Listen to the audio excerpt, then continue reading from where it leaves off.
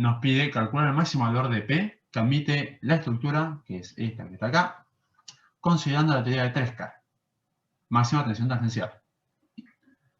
Bien, esta estructura es una L invertida, empotrada en uno de sus extremos y cargada en el otro de sus extremos, con una carga en dirección Y en sentido, dirección Y de sentido contrario al eje, y una carga P vertical hacia abajo, es decir, para no complicarme, P.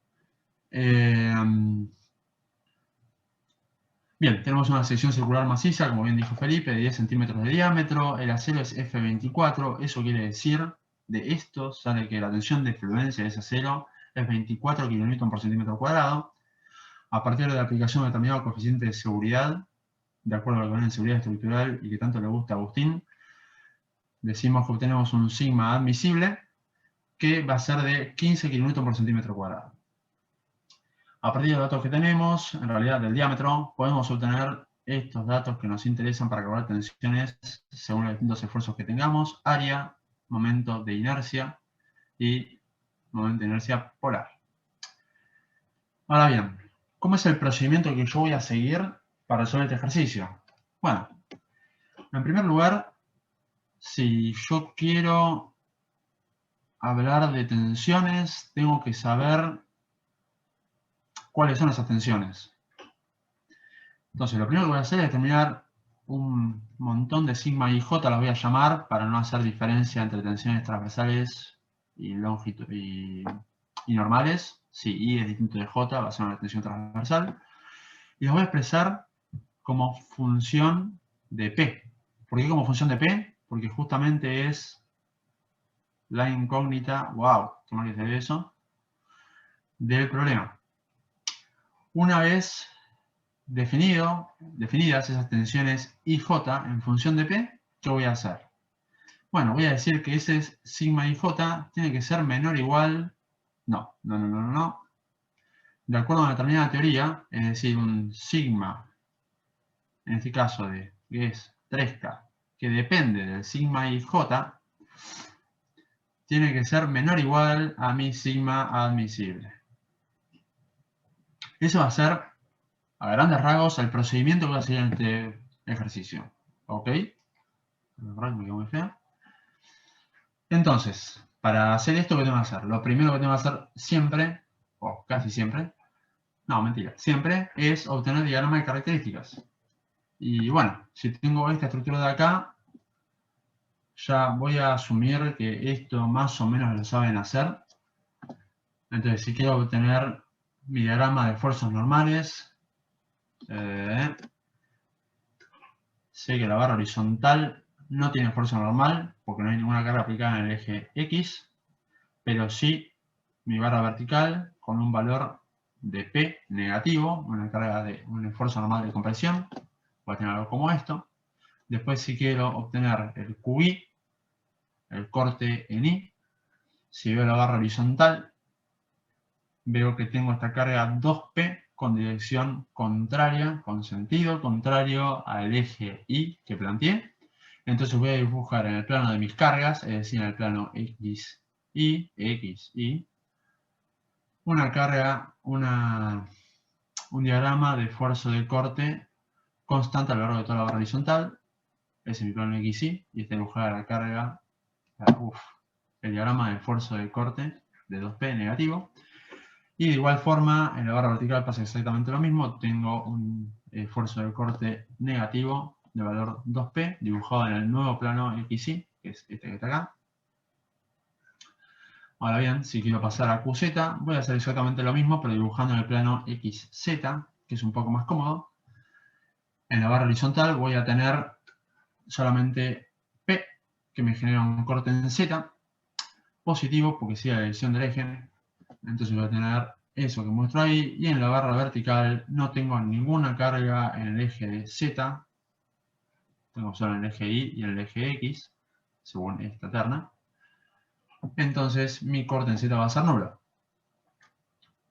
Voy a avanzar ahora con lo que es el diagrama de momentos torsores, que naturalmente, como esta barra horizontal es la que tiene aplicadas todas las cargas, que son 2P y P, y ambas cargas pasan por el eje de la barra, no me pueden generar un momento torsor. Entonces, sé que el momento torsor en esta barra, en esta parte horizontal de la barra está en L, es nulo, y el único momento torsor que voy a tener es el que me genera esta carga 2P respecto de este eje X de la barra vertical, que va a ser 2P por 1 metro, positivo, me hace girar así.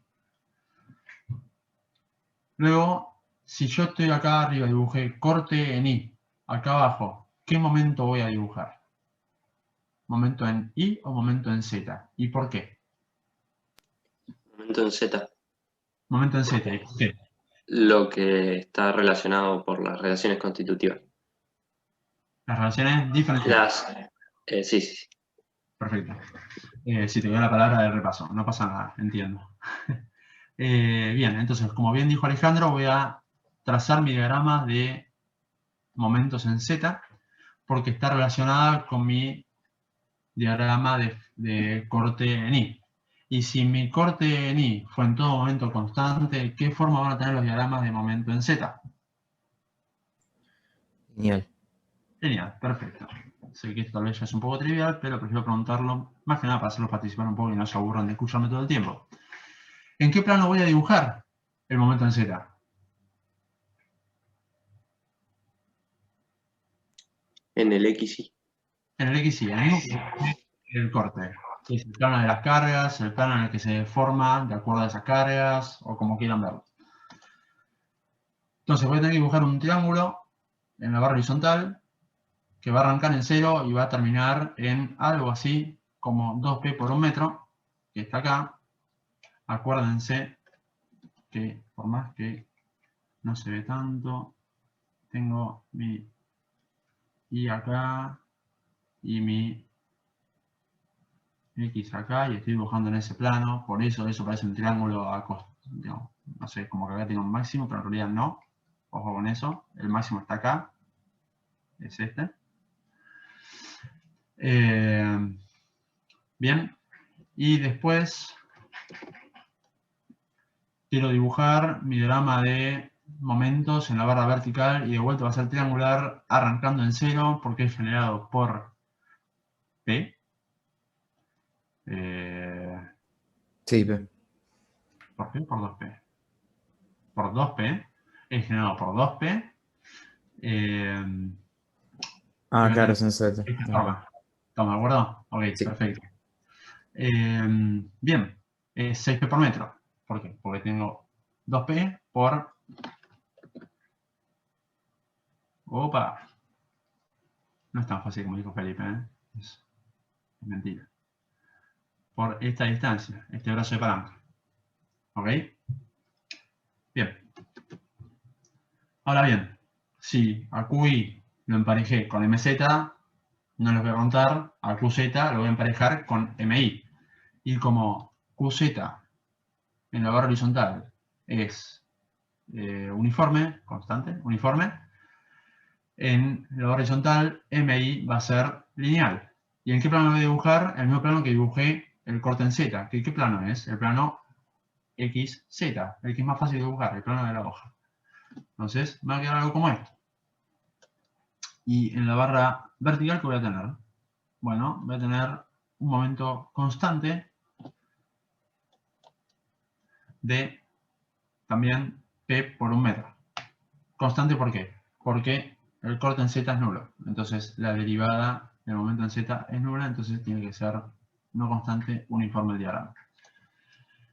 Bien, ¿y para qué obtuve estos diagramas? Bárbaro, obtuve todos los esfuerzos que tengo en cada una de las secciones de mi estructura, que es una área invertida, empotrada y cargada en el procedimiento. ¿Qué hago ahora con esto? Sacas tensiones. ¿Así de una? ¿En qué punto? En el máximo. ¿Y cuál es el máximo? En el empoderamiento. Ok, una opción es que sea el empotramiento. A ver si esto me deja dibujar, sería bastante positivo. Bueno, se me rompió el lápiz, ya. Ahí está. Una opción es el empotramiento porque tengo MZ máximo, MI máximo también porque tengo en toda la barra P por metro, momento torsor máximo, esfuerzo normal máximo, QI máximo, pero acá tengo 0. ¿Por qué elijo el empotramiento y no elijo, por ejemplo, este punto de acá? Que tiene corte en Z.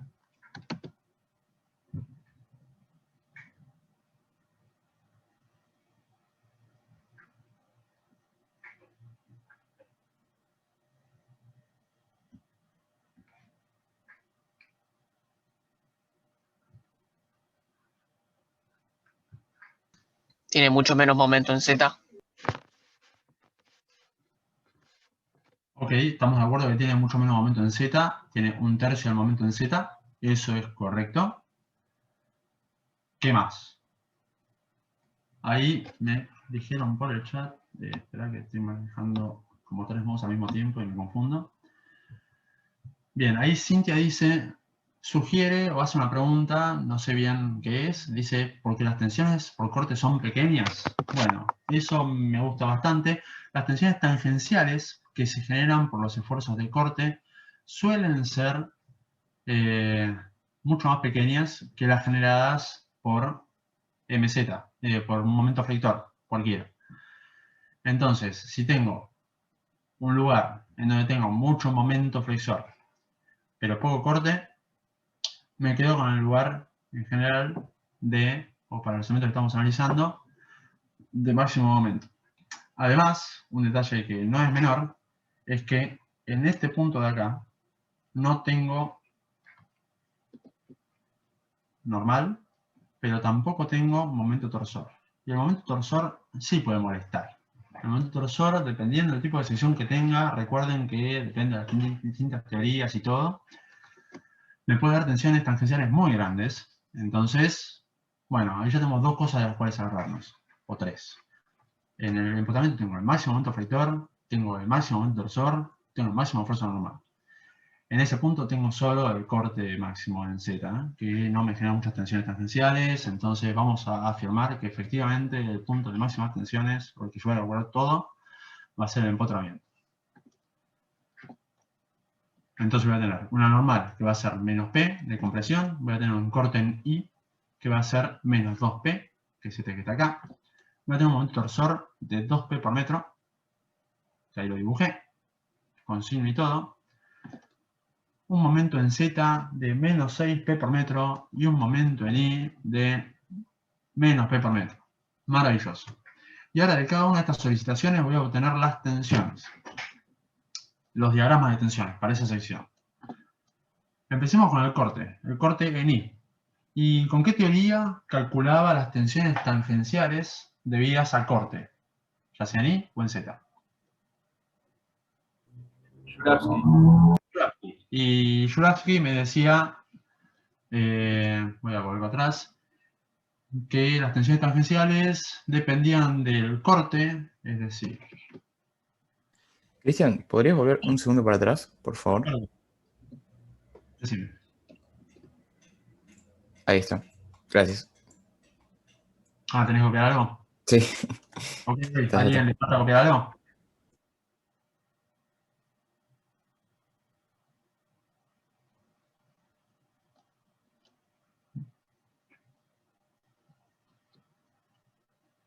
Bien, asumo que no. Entonces, ahora sí, sigo. Las tensiones tangenciales por corte las obtenía a partir de la teoría de Juravsky. ¿Y la teoría de Juravsky qué me decía?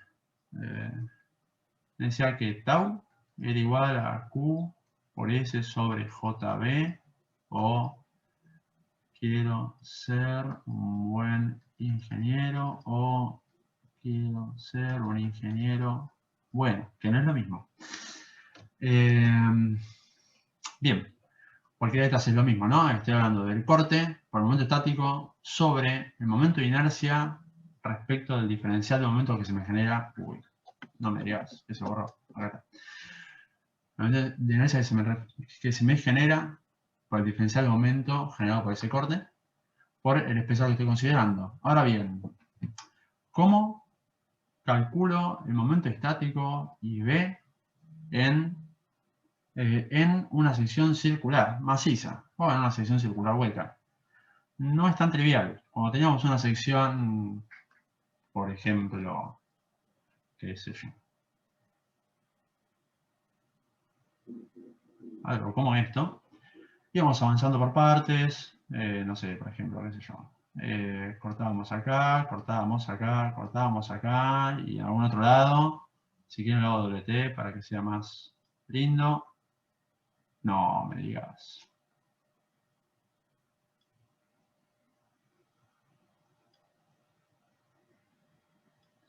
Bueno, y sabíamos que era lo mismo que acá, que acá, que acá, y la sacamos también en el medio, pues sabíamos que eran máximas. Y ahí hacíamos divisiones, empezamos a sacar cuadraditos o rectangulitos, entonces sacamos primero todo lo de esto, que iba a ser lo mismo que de esto, esto y esto. Ay, cómo me gusta borrar cosas sin querer.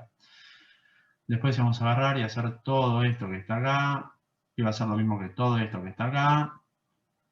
Y después íbamos a hacer, y yo no sé en qué sentido tachar, todo esto, que iba a ser lo mismo que todo esto.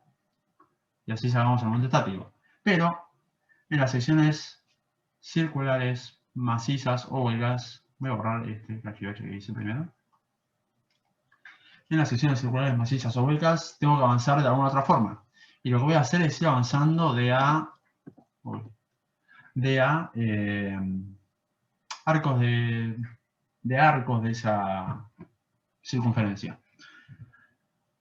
De ese círculo. Bueno, avanzo en tita.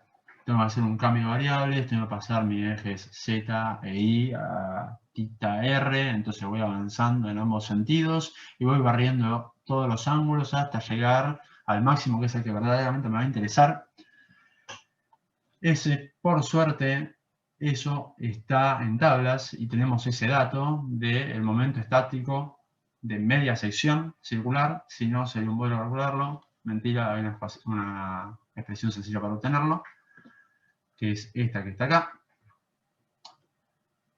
Entonces, el momento estático de esa media sección circular es esto, que de vuelta no lo sé, no me acuerdo cómo sacarlo, pero en tablas te lo dicen. Después tenemos el corte I máximo, que habíamos dicho que era menos 2P, entonces me queda, tengo el momento de inercia respecto del eje neutro, y tengo el diámetro. ¿Y por qué diámetro uso como B? Después de todo este lío que dije, ¿por qué B es igual a diámetro? Porque es el ancho de sección que estás analizando. Yo lo que estoy haciendo está más o menos bien, si entendí bien lo que dijiste. Estás cortando por acá, Claro. estás viendo las tensiones tangenciales en esa cara que cortaste. Si quieren hago un dibujito. Que ahora que estoy cada vez más canchero con esto, mentira. No, ¿ven? No estoy O sea, es lo mismo que sería como el espesor en el perfil. Es que es el espesor en el Claro. perfil. Claro. Tengo algo así, y si corto de este lado, tengo algo así, bueno, sepan disculpar. Estoy viendo los tau acá. ¿Qué me representan tau acá? ¿Ok? Entonces, todo el espesor en el cual están divididas esas tensiones tangenciales es el diámetro, nada más y nada menos que el diámetro. Bien, entonces, con todo esto que está acá, obtuve un tau máximo debido al corte en I. ¿Por qué máximo? Porque es el correspondiente al corte en I máximo, que estaba en el embotamiento. Y me da 0,034 P sobre centímetro cuadrado. Esa tensión que obtuve, como dije al principio, depende de P. Estamos bien. Ahora bien, vamos a avanzar con otra cosa que me genera tensiones tangenciales, que son los momentos torsores. Tengo un momento torsor en el embotamiento de 2P por metro. Antes de hacer esto, si yo tengo una sección circular maciza, ¿qué teoría de todas las que tenía, que eran 3 o 4, 3, usaba para calcular las tensiones tangenciales generadas por momento torsor en una sección circular maciza? También por el chat. Coulomb. Ahí está. Perfecto. Para este tipo de secciones utilizaba la teoría del Coulomb. El Coulomb que me decía, bueno, esto mismo que está acá, que simplemente la tensión tangencial por momento torsor lo tenía como el momento torsor sobre el momento de inercia polar, que el momento de inercia polar, ¿se acuerdan la relación que existía entre el momento de inercia polar y, a ver, vamos a ver con la pregunta primero. Emanuel Tahuada pregunta, perdón, entonces las líneas de flujo son horizontales para este caso.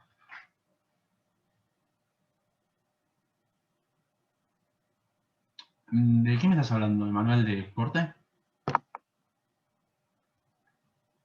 Sí, de corte, me quedó pendiente eso porque, perdón. No, está bien. Sí, es buena la pregunta. Creo que queda más claro si andás una más para atrás, una diapositiva para atrás, Dale. para que se entienda cómo fue cortando. O sea, no cortó vertical, cortó en función del ángulo tita. ¿Cómo se llama tita en castellano? ¿Se sigue llamando tita? O sea, fue barriendo ese arco de circunferencia y haciendo cortes radiales, barriendo ese arco. ¿Se entiende, Manuel? Sí, creo que ahí sí. Entonces, las líneas no son horizontales, no es que las tensiones tangenciales tienen la dirección del corte. Las tensiones tangenciales son perpendiculares al radio. Cuando corta acá, son como las dibujó ahí Cristian. En la siguiente se da la casualidad, entre comillas, que el corte termina siendo vertical, y entonces ahí les queda las taus en la dirección del corte. Pero no es que las taus tienen la dirección del corte, las taus son perpendiculares a cómo cortamos, siempre son perpendiculares a cómo cortamos, y acá está cortando con una línea vertical, porque en realidad está cortando radialmente con un ángulo de 90 grados. ¿Se entiende la diferencia todo el mundo?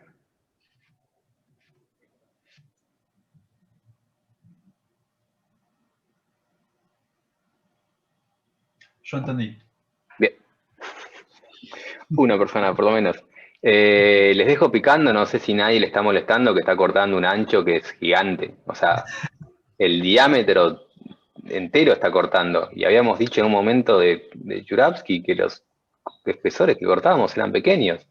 Pero bueno, si nadie tiene ningún problema con cortar un ancho gigante, yo no tengo ningún problema y podemos seguir adelante.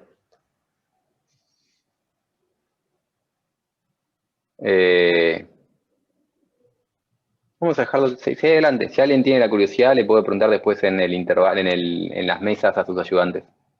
Ahí está. Queda pendiente la consulta. Bien. Entonces, si quedó satisfecha la pregunta, o si esta respuesta satisfizo, ¿se dice así? Me parece que está insatisfecha la interrogante. Si están... ¿Sí? ¿Sí? No sé. Bueno, bien, ahí Franco está diciendo, ¿no dijeron que era menos preciso si cortábamos espesores grandes? Bien. Claro. Exactamente. ¿Es grande o no es grande? Igual lo estábamos dejando para las mesas. Seguí adelante. Ignoremos a Franco. Bueno, está bien. Es cierto. Es así. Lo vamos a ignorar para que tengan algo que hablar en las mesas. Y vamos a seguir. Así que quédense a la mesa para saber más de este tema. Bien. Me siento mal igual sin responder esto, pero no importa. Vamos a seguir. Ok. Es cierto, Franco, es una hipótesis de trabajo. Hay que ver qué es grande y qué es chiquito, y en función de eso vamos a ver qué tanto nos importa y qué tanto no nos importa. Así te respondo más o menos y me siento más cómodo yo. Bien. Entonces, nos hemos quedado en que en esta sección circular maciza calculamos tensiones tangenciales para torsión a partir de la teoría de Coulomb, que me decía que las tensiones tangenciales por momento torsor eran esto que está acá. en los cuales tenemos momento torsor sobre JP, que es momento de inercia polar, por la máxima distancia respecto del punto del cual se anulan las tensiones tangenciales, que en este caso es el baricentro. Y les hago una pregunta. Este JP, momento de inercia polar, ¿qué me pueden decir de él respecto de los momentos de inercia principales?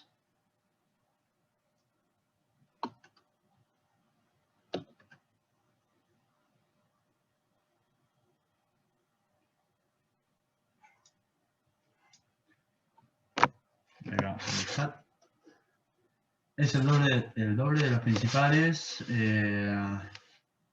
Ok, bueno, en este caso es cierto, es el doble de los principales. Creo que está en la película en general, ¿no? Porque para eso lo usamos. Como tenemos que mis principales van a ser cualesquiera, porque en una sección circular masiva tengo infinitos ejes principales de inercia, porque tengo infinitos ejes de simetría. Supongamos que elegimos Y y Z. JP va a ser igual a JI más JZ. Buenísimo. Bien. Entonces, con esta ecuación, que ya no resulta tan difícil de despejar como la que era la de Shularsky, porque no tengo el momento estático de ese feo, obtengo un tau máximo por momento torsor de 1 P sobre centímetro cuadrado, más o menos. Y bueno, después vamos a comparar un poco todo esto y tal vez queda más o menos respondida a tu pregunta, Franco. 1, acuérdense. Después agarramos, bueno, trazamos el diagrama de tensiones tangenciales, como sería, que si recuerdan tenía una forma lineal, con máximo en los extremos y 0 en el baricentro. Y el valor máximo está en los extremos, justamente. Por eso hacemos por D sobre 2, al radio. Después nos queda fricción.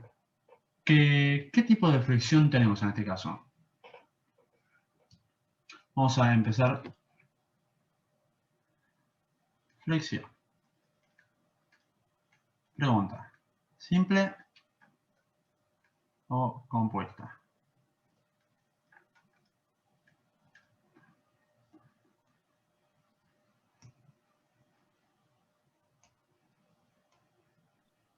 Compuesta, Compuesta.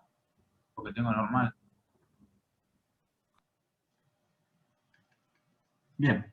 Y después, esta es un poquito más tricky. Fricción. Normal, barra recta, como quieran llamarla, u oblicua. ¿Recta? ¿Por qué? Tengo un momento en Y, momento en Z.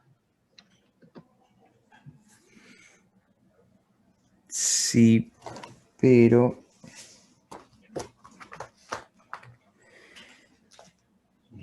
A ver, me voy a fijar en el cuaderno. ¿Aquí? No es oblicua, pero la resolvemos separándolo en dos flexiones rectas. O sea, la línea de fuerza debería coincidir con el eje principal de inercia, si es recta. Claro, perdón. ¿Alguien habló en el medio? ¿Quién fue? Ay. Emanuel, hablaste, ¿no? ¿Qué me habías dicho? Que es una flexión oblicua, pero la resolvemos dividiéndolo en dos flexiones rectas. Bueno, en general, eso, más allá de este problema, cualquier flexión oblicua que tengamos, por simplicidad, agarramos y el momento ese lo dividimos en nuestros ejes principales de inercia y lo resolvemos como dos flexiones normales o rectas, eso es cierto. Pero la pregunta es, ¿este caso es normal o oblicuo? Creo que alguien está en el chat aparte. Ahí Franco dijo oblicua, M la descomponés en Y y X. ¿Y están de acuerdo con eso? Lo estoy confundiendo a propósito, quiero que lo sepan.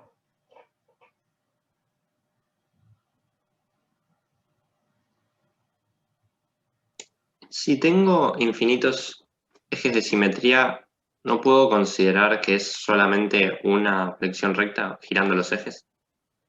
Bien, me agrada como piensas.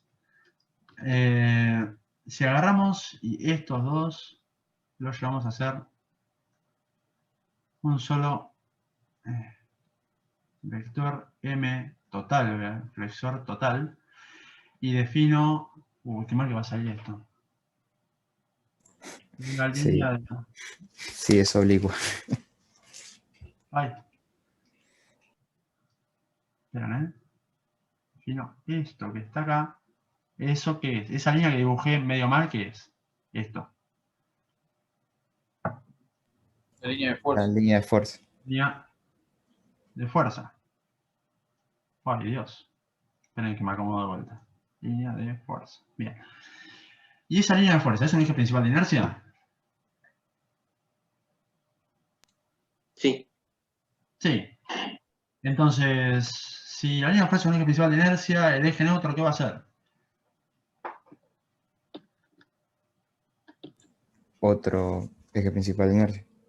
Y si tengo ambos ejes principales de inercia, ¿la flexión va a ser normal o va a ser oblicua? Normal. Normal. Sí.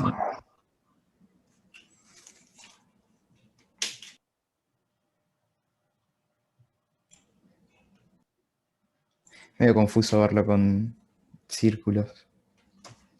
Es confuso porque... Ay, Siempre lo trabajábamos con perfiles o claro. formas así más rectas. Y por eso me detuve. Porque es confuso y ahí decide. Igual si hacemos eso no se nos complica más después para elegir el punto con más tensiones. Ok. Ahí le respondo a Cintia y doy su pregunta. Me olvidé qué iba a decir. No me olvidé decir. Bueno, entonces tenemos una flexión normal o recta porque tenemos justamente infinitos ejes principales de inercia. Entonces, para cualquier par o para cualquier vector momento que tenga, voy a tener una línea de fuerza que va a ser el eje principal de inercia. Entonces, mi flexión va a ser siempre normal o recta para una sección circular. Lo que nos confunde, y eso es lo que iba a decir, es que estamos dibujando, porque estamos acostumbrados a eso, Y y Z. Entonces nos dicen, tenemos Y y Z son ejes principales de inercia. Es cierto, pero no son los únicos ejes principales de inercia. Esta LF que dibujé también lo es. Entonces, es una flexión normal. Y ahí surge la confusión. Y ahora voy a leer primero y después responder lo que preguntaba Cintia. Dice, igual si hacemos eso supongo que es considerar, como es correcto, al momento que tenemos, o a la flexión que tenemos, como una flexión normal. ¿No se nos complica más después para elegir el punto con más tensiones? La respuesta es, puede ser, porque vamos a tener el punto con más tensiones por flexión, por acá o por acá.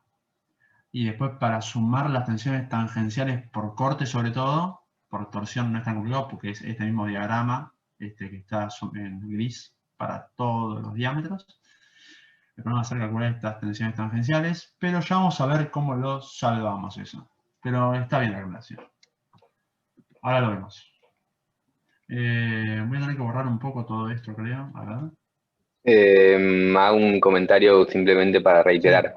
La confusión me parece que tiene la gente es que sí, agarran Y, Z, ven que tenemos momento en dos ejes, esos ejes parecen ser principales y dicen tengo momento respecto a dos ejes principales, debe ser oblicua.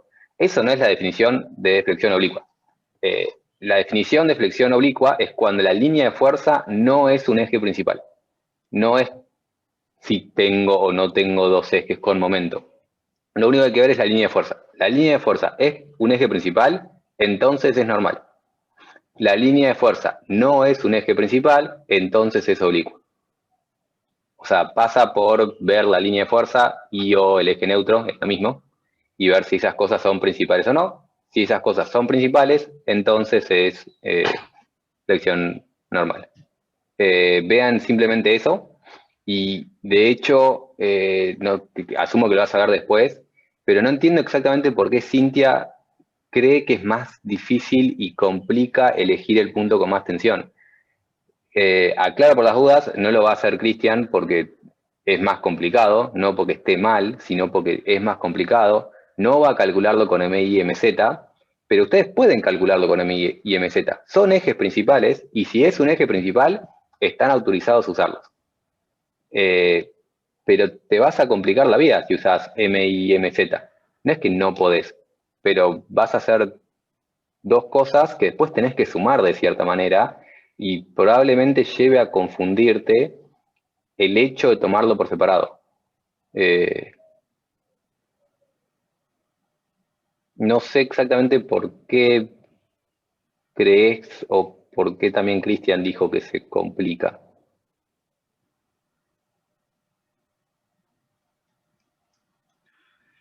Yo entiendo que la pregunta de Cintia venía por estas tensiones tangenciales. Como ya dijimos que eso va a ser línea de fuerzas, va a tener una tensión normal por flexión, que va a ser algo así. Bueno, discúlpenme la desprolijidad. Pero en definitiva, en este puntito de acá y en este puntito de acá voy a tener las tensiones normales máximas por flexión. Y entonces voy a tener que determinar una tensión tangencial ahí.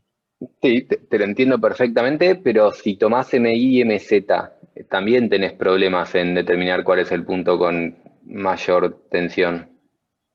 Sí, es verdad, tenés razón. Y creo que tenés más conflictos si tomás MI y MZ por separado. Sí, sí, sí.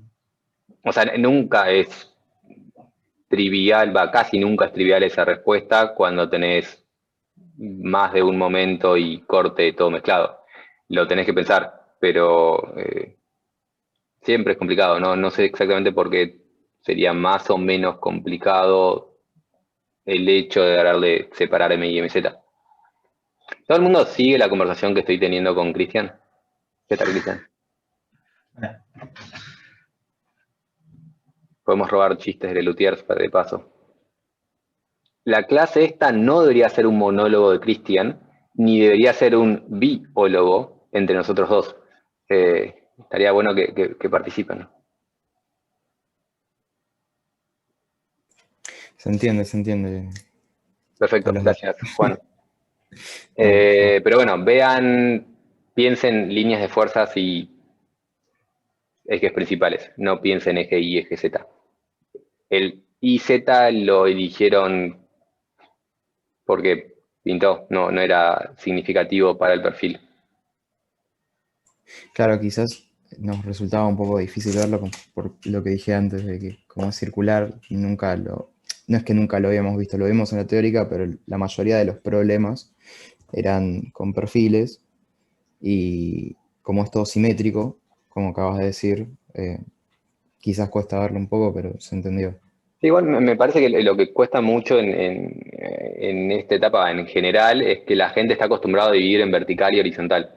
Claro, Y totalmente. vertical y horizontal. ¿Y porque vertical y horizontal? Y te giro una estructura y en vez de vos girar los ejes con la estructura, vertical y horizontal. Sí. Como que está bueno eso de intentar girar vos para simplificarte la vida.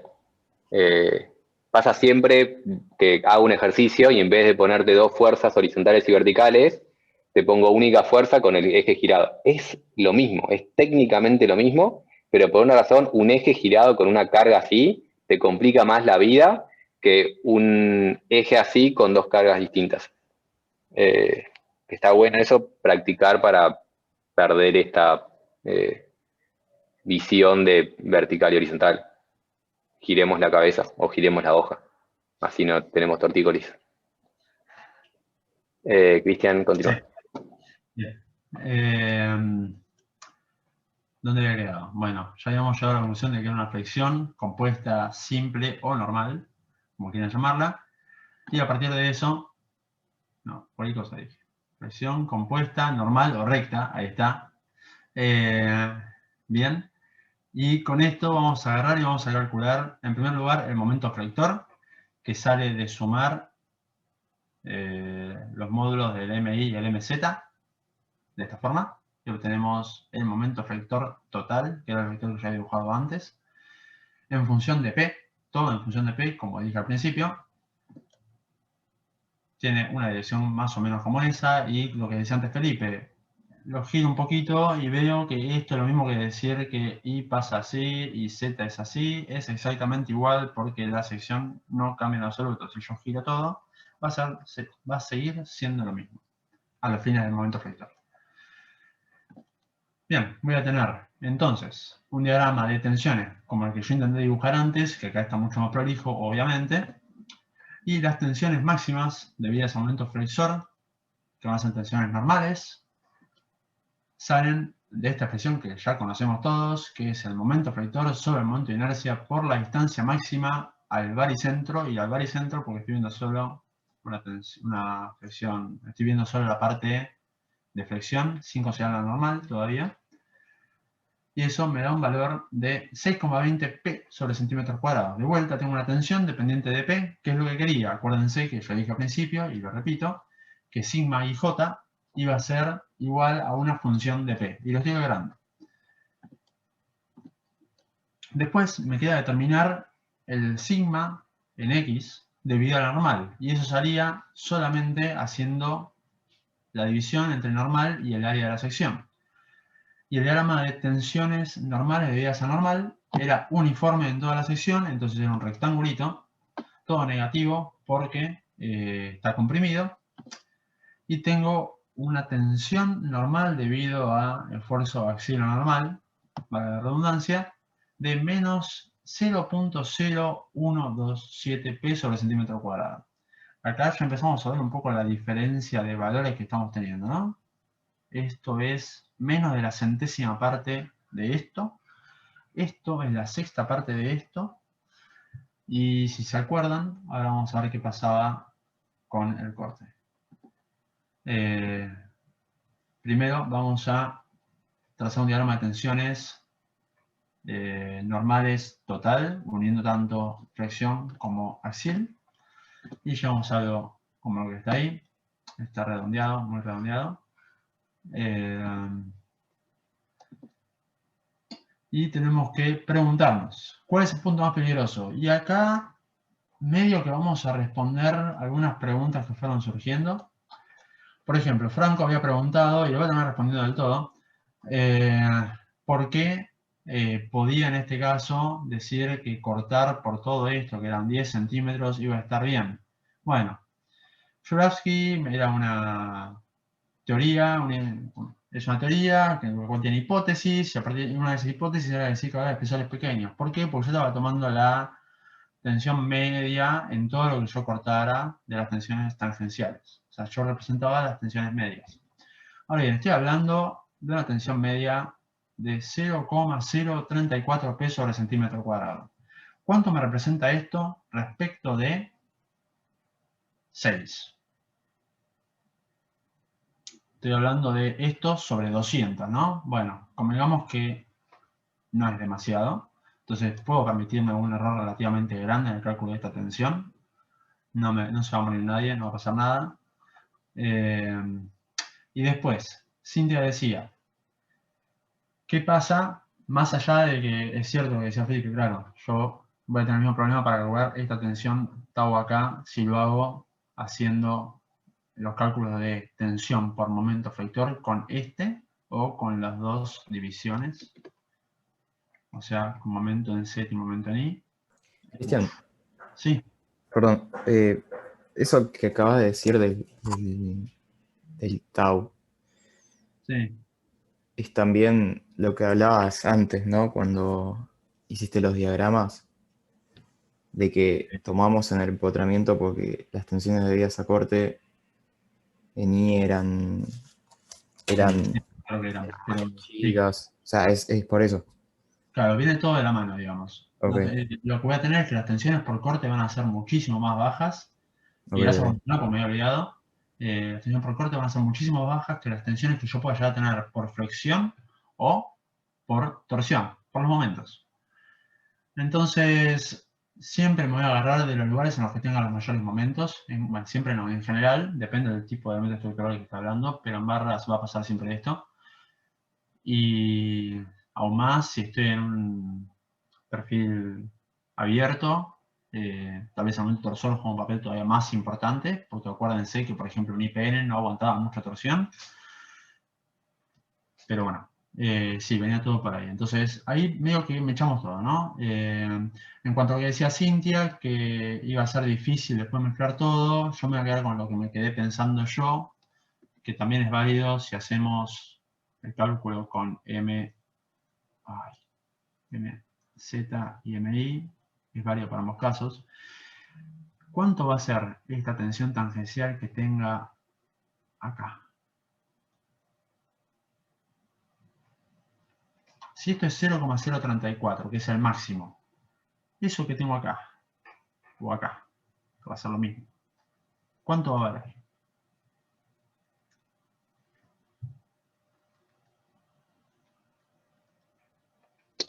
Va a ser algo muy, muy chiquito. Muy, muy, muy chiquito. Bien, exactamente. Entonces, vamos a decir que lo puedo despreciar y vamos a tomar, como bueno, ya estuve diciendo implícitamente con todo esto, el punto más solicitado, este, de acá. ¿Por qué? Porque tengo la máxima tensión normal generada por la flexión compuesta, flexión compuesta recta, que es menos 6,21 pesos al centímetro cuadrado. Voy a tener una tensión tangencial por momento torsor de 1,02, porque este diagrama de tensiones tangenciales por momento torsor se repiten a lo largo de toda la sección. Y voy a despreciar mis tensiones tangenciales generadas por el corte en I, así que está todo más que bien. Esto es exactamente lo que les decía. Esta es la teoría de Tresca, la propuesta de Tresca para un estado de límite, en la cual relaciono sigma y tau. El sigma, como dije, es el de la flexión compuesta, de menos 6,21 P sobre centímetro cuadrado. El tau es 1,02 P sobre centímetro cuadrado. Hago esta cuentita y obtengo que 6,29 P sobre centímetro cuadrado tiene que ser menor o igual a 15 kN sobre centímetro cuadrado. Entonces, hasta acá dijimos primero, igual. Ahí está. Estoy perdido. Ahí está. Primero obtuvimos sigma y j como función de P. Y después obtuvimos un sigma de Tresca, que es función de sigma y j. Y decimos que esto es menor o igual a sigma admisible. Acá, esto es esto. Y ahora va a salir el P máximo, que va a ser 2,38, sale de la ecuación de acá. Y ahora, ¿qué puedo hacer? Bueno, con ese, por ejemplo, puedo agarrar y decir, bueno, para esa carga P puedo terminar el estado de tensiones, bueno, que solo es en algún punto, por ejemplo este que es el más solicitado, el punto C.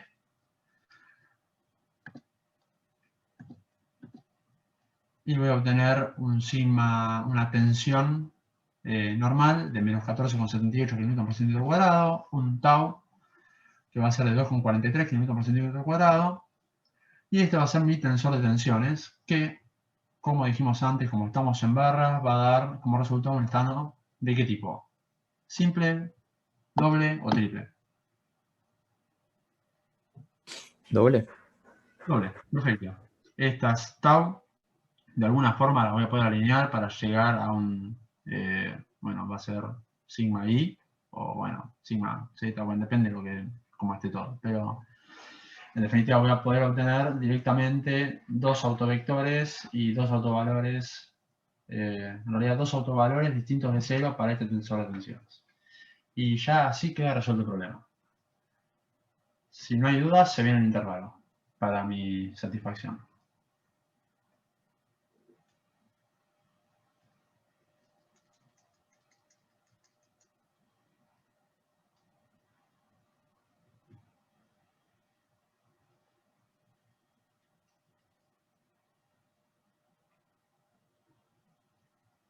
¿Hay alguna duda de algo? Están agotados, Cris. Los agoté. Quedaron de cama los chicos. Se entendió todo, Cris. Ah, va. Ok, eso siempre me queda la duda, si realmente se entendió todo o la gente si quiere ir a descansar. Y no te voy a negar que es probable que se quieran mirar. Sí, son los, Las dos. los compromisos. Hola, ¿cómo andás? ¿Todo bien? Sí, no está todo bien, pero todo bien, sigamos adelante, dale. Totalmente. Ay, Dios mío. Bueno, la gente que contesta dice que se entendió. Lo importante de este ejercicio era ver el tema de que en las secciones circulares tienen infinitos ejes principales, lo cual les simplifica las cuentas, porque Cristian, que puede dibujar, va a dibujar cómo hubiesen sido las tensiones normales en caso de haber utilizado MI, MZ. Y Cristian dibuja entonces las tensiones normales debido a MI. Oh, demonios. Le puse No, presión. Pánico escénico. no puedo, pará. Me encanta Cris. No puedo, ya está, me puse nervioso. MI sobre JI. ¿Qué no vas a poder, Cris? Z más, había un más o un menos en algún lado. MZ sobre JZ por I. Si no me equivoco, este era el menos. ¿Cómo Iba a son los ser algo- gráficos? ¿También me está preguntando a mí? Ah, cualquiera. Ah, ok. Ya está, tal cual, Franco, me están evaluando acá. No sé qué está pasando. Vamos, alguien que ¿Alguien? responda. ¿Cómo van a ser los gráficos de esto? Es más, si se animan a dibujarlo, Si sería... hubiesen tenido ¿Cómo MI, era- MZ cómo era y la hubiesen pregunta? seguido adelante con MI, MZ, ¿cómo son los gráficos de sigma para MI, MZ? Los gráficos de tensiones, los diagramas de tensiones normales debido a los momentos flexores alrededor de I y Z.